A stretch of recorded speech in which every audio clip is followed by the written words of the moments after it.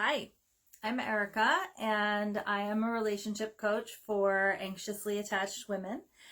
And if you have seen the first video in this series, then you're very aware that our anxiety is a psychological way of dealing with a core of insecurity that creates a lot of discomfort, and that anxiety or anxious behavior has become a way of coping with this discomfort, and that it doesn't really work. It involves going external and reaching from our external environment, or maybe controlling another person until we feel secure, until we feel better. And we never really get there because it never works like that in anything. As a life coach, I can tell you nothing works like that. It always starts within. Like, if I showed up on this video and said, if you think what I have to say has value, then it has value, no one would watch it. Like, if that was my energy.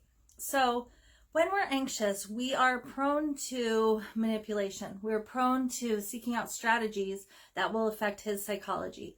And obviously a lot of people are insecure and anxious because it's well known, like, if I ignore him, then he'll come towards me. And we have all these little tactics and techniques, and we get sucked in by these strategies. And the problem is, when you're relying on a tool, then you're like, it worked, but it wasn't me, and I don't really feel that good. And then you're like, it's not working anymore, and you're scrambling, right? You have no idea what to do. Like, you're like, what's the next tool? Like, I don't have even the value to like play games in my relationship. I don't even know what to do, like, you don't give yourself any credit. You don't come from you come from out here, and that's never going to be stable. Your power is always sourced from externalities, so you're always abandoning yourself and abandoning your true power. And it is manipulative. It is to be so dependent on someone else's psychology for your own internal sense of security. That feels very aggressive to them. That feels very manipulative to them. And you may experience a lot of abusive relationships, or relationships with a similar pattern and similar obstacles, because this is the way that you are. This is the way that you function.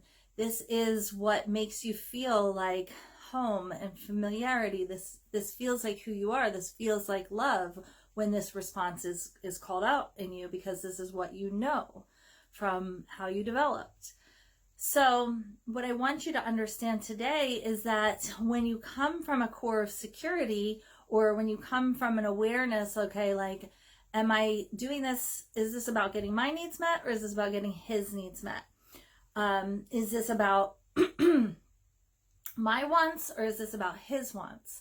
Am I doing this because I'm so prone to meeting his needs, or because he's so good at getting his needs met that they take all the gravity in the relationship, all the energy always flows towards his needs? Or am I doing this because I'm coming from like a strong and genuine and generous sense of myself? So you're probably starting to build resentment and feel depleted and have more anxiety in your relationship if this is how you've been approaching it. And you probably are very susceptible to strategies. And what I want you to know is that when you develop that awareness in every moment, whether you're choosing his needs or your needs, you'll start to come more into balance. And when you start to be able to show up with the strength of self to know that it's worth choosing your needs at least sometimes, that your relationship will shift, and that will look like one of the strategies. Like, that will look like you being more feminine, or you being more receiving, or that will look like you distancing and them approaching, because you're actually busy taking care of your own stuff, because you're not abandoning yourself anymore.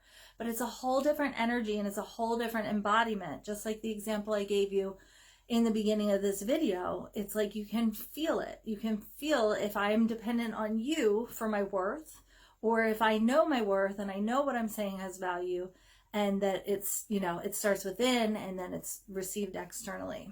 So you don't need to reach for a strategy. When you do, you give your power away, and then you're always going to need the next tool. And so you're going to have this high that you got what you wanted or you got the result that you want, but you're never going to feel like that was you, and you're never going to feel strong about it. You're going to feel more insecure even when things go well. And then when things feel like they're shifting, you're going to look for the next tool and you're going to be scrambling, and that's going to feel awful. And your relationship becomes a roller coaster, and there's these changing tides and these highs and lows, and so much of that is coming from you. So much of that is being at least catalyzed by what you're contributing to the relationship. So if you don't want to experience that anymore, then first of all, try the tactic that I'm talking about today, which is, am I doing this? Is this about my needs or is this about his needs? Just start to notice the balance. Is this about his wants or is this about my wants? Am I doing this because I'm so good at meeting his needs and wants? Or am I doing this because I'm representing a healthy, embodied, not like my way or the highway, which is what we talked about in the first video, but a healthy, embodied, like I'm deserving too, and this works for me, I can help you, I'll scratch your back, you scratch mine, like this works? Or are you just fully abandoning yourself in the idea that you have needs and wants of your own that are worthy as well?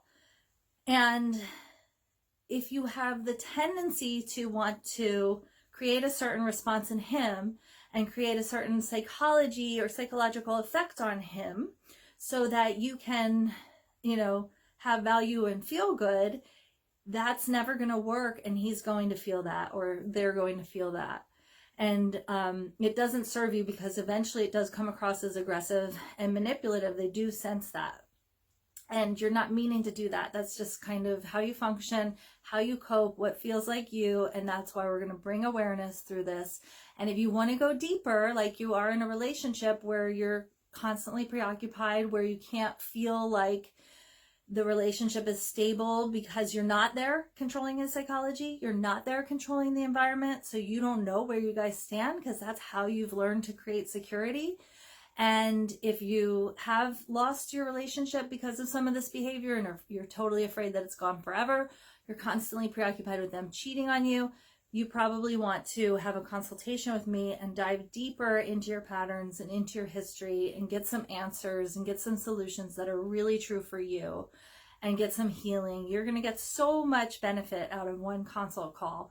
So reply to this message if that's something that you're interested in, and try to develop awareness about when, the skew of the needs and the tendency to reach for externals and the tendency to create this roller coaster dynamic in your relationship. And I just think that noticing in every moment, in every decision, okay, not every, but noticing when your needs are being valued or being abandoned, and noticing, the dynamic and the variance is going to help you to understand that there should be balance, and it's going to help you to understand you do have needs, and it's going to help you to understand, like, if he's this valuable, you probably have some value too, right? Like, he's not the only valuable one, or they're not the only valuable one in the relationship. So this is going to go a long way towards shifting your patterns. So also, just let me know, like, what you get, how it works for you, and if you have any questions at all, feel free to reach out. Okay? Have a beautiful day. Can't wait to see you for the third video.